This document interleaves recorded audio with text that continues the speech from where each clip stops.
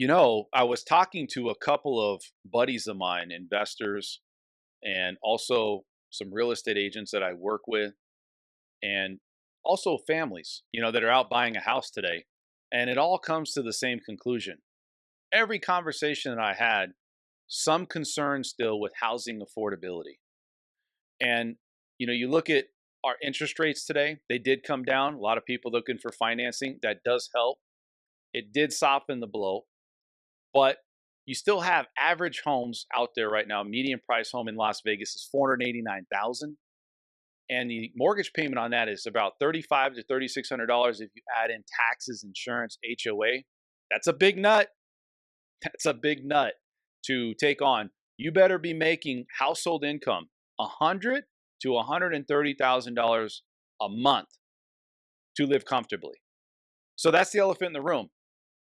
I'm here to tell you in 2026, though, this may change. Some of the data that's come out, some of the information I'm seeing, 2026 might be a different year based off of what we see. And I think housing affordability and inflation is going to get better. I'm Dan French. This is the Dan French Network, as far as real estate network. Like and subscribe. Today, we're going to talk about the housing market, what's going on locally here with Las Vegas, also the tourism and the economy locally here in Las Vegas. Also, I'm going to talk about what's going on with some mortgage news. Let's get right into it, okay? The Fed's come out and said 80% chance they're going to cut the Fed's fund rate by a quarter of a point. How does that impact you? Well, if you look at short-term bonds, student loans, car loans, credit cards, HELOCs, lines of credit, extending credit becomes cheaper for you. Also, business owners, if you're a business owner out there and you may need a business loan, that might entice you to now hire people. That means the economy may start to increase.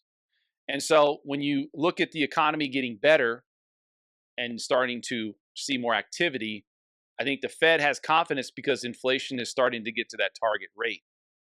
And so based off of the Fed, you look at what is also happening with the average price for homes, they're coming down, right? As far as selling points, listings, sellers out there that are listing their home, 40% decline, 40% downward spiral from what they listed their home at starting point versus what they sold it for or just pulled it off altogether.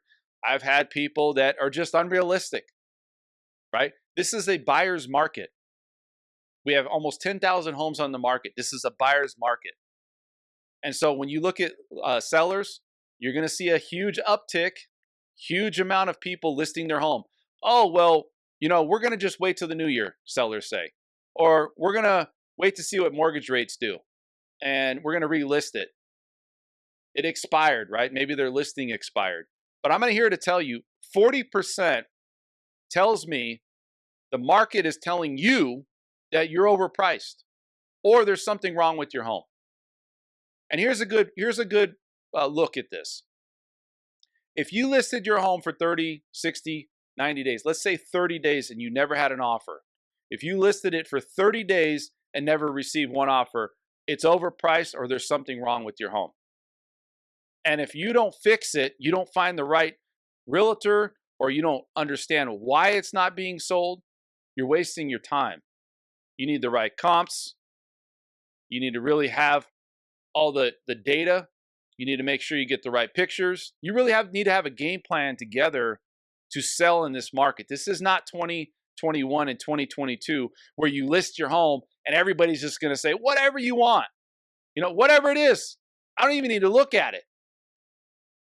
That's a problem, right? Back then, I never thought people would buy a home not being in the state, never looking at it just because of fear of missing out. But that's not where we're at today. If you're not listing your home properly and not getting the right information, you're not going to sell your house. And you're going to see this in 2026, that in January, if you don't get this right, sellers out there don't get this right, hire the right person. By the way, my information, you know where it's at. If it's not listed right, you won't sell. You're going to see this happen in January. Everybody thinks that reset, everything's going to change. It's not going to change. Either you're going to be realistic You got to, give a little bit as a seller because you may not get what you want for your home, but at least you're going to be able to sell your home. So, with that being said, right now, this buyer's market, I'm writing offers and buyers are getting whatever they want. They can get whatever they want, whatever they're looking to ask for, buying down the interest rate, closing costs, it's on the table. It's there. Um, so when we talked about average median price home, 489,000, let's go to the numbers here, guys. And so you look at the sales price right here, right there, 489,140. That's the average sales price for a single family residence home. If you look at the condos, 232,000. Townhomes, 357,000. New listings, townhomes down, right? Condos down. Single family residence also down, 2,300. Well, it's normal, but you see our peak April 2025. I mean, that's usually where you see things starting to change. Here, homes for sale right now, you're seeing 7,747. If you combine those with condos and townhomes, you're pushing right around 10,000. But again, March 2025 pending sales were down to 1,702. Closed sales, same thing. March and April. That's typically when people are out there looking to start moving or buying. We're down to 1551 days on the market. I just said, if you're at 30 days plus with no offers, it's overpriced. We need to have a conversation, you and I. Give me a call. 4 months on, right here, a month supply. And then one last thing is I'm going to show you here is 98.8%. That means what they list their home for is not what they're getting. And this has been going down roughly since May. So since May, people think, hey, I'm going to list my home. There's been more inventory coming on the market. And this is where we're at with that. Again, when you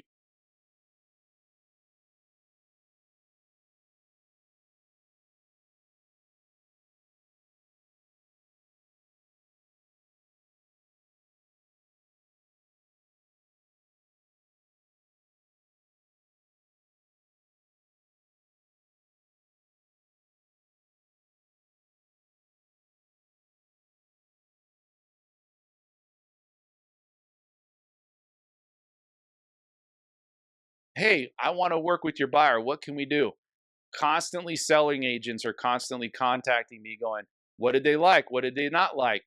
Or do they have interest? Because supply and demand, we have more supply. I'm not going to say less demand, but I would say it's still, the demand is still there, but just buyers are more savvy and they're more picky and they're more, I would say a little bit less in urgency, right? They have an idea that they still want to buy a home, but they're strategic. They're a little bit more about, I'm going to, pick my time when it's right. Timing is going to be important for them. So they're just being a little bit more strategic on how they're doing this. Now, let's talk about tourism. Tourism's down 4.4% from last year. And everybody in the news, everybody out there saying, oh man, it's terrible. Prices are so crazy on the strip. $9 for a bottle of water. Prices for parking is $30, $40. Everything's overpriced. And we've seen it. I've seen less tourism. I've seen less people out there. And so for me, I'm looking at this going, well, what is the overall numbers on this? Do we have data that says, are we losing money as an economy locally? And what it's showing is we're up $300 per person or per tourist, right? That comes here to spend. So we're not really losing money. We're just losing the amount of people. And so I don't know how to look at that, right? I think if you look at the tourism, we need people to come here. It's a tourist city. We need people to come here. There's a lot of attraction here. I feel that the casinos and the local economy here in Las Vegas needs to figure this out and maybe get to that happy medium where there is a profit margin, but we do need to lower prices here and we need to get people back here spending, right? Not necessarily about just spending crazy amounts like $9 for a bottle of water, more about we need travel back. We need people to feel comfortable. I think inflation coming down and getting back to that target that margin that the Fed is looking at will help with that.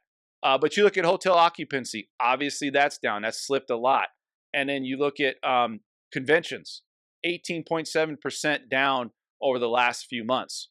And you look at places like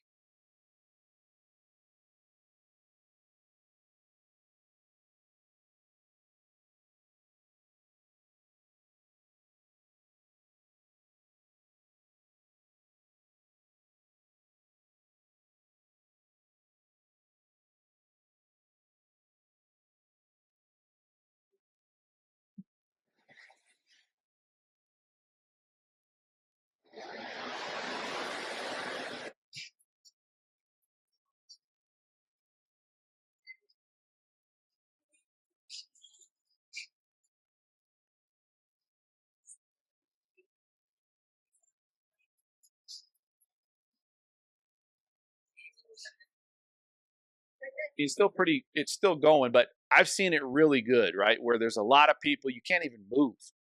And so I do feel we're going to come back in 2026 for our local economy, partly because the cost of things may come down a bit, but also, too, I feel that people have more confidence with what's going on now, and they're starting to see economic data that's going to support that consumer confidence, and people are going to start traveling more and potentially coming to Las Vegas more. Not right away, but I feel like the middle to end of the first quarter of next year, you're going to start to see more and more people. I do feel that Las Vegas will have more conventions and more people showing up for conventions heading into next year, and we're going to see a different market in 2026. So let's go and talk about mortgage applications. Mortgage applications, again, were up 18%. And that's great because that tells me a lot of people out there are looking to now possibly get a loan, maybe get positioned for next year. All of these things are good things psychologically, thinking that people may still have or want to know that, hey, you know what? I'm going to be in a position in 2026 to buy. And when you guys are ready to buy, there's a lot of loan programs out there that you guys can be beneficial of. And I'll be here for every step of the way. If you guys have any more questions about this local market update or the housing update here in Las Vegas, I'm your go-to realtor out here in Las Vegas. This is Dan French. This is the Real Estate Network. Like, subscribe, and I'll see you guys at the next one because I'm out here.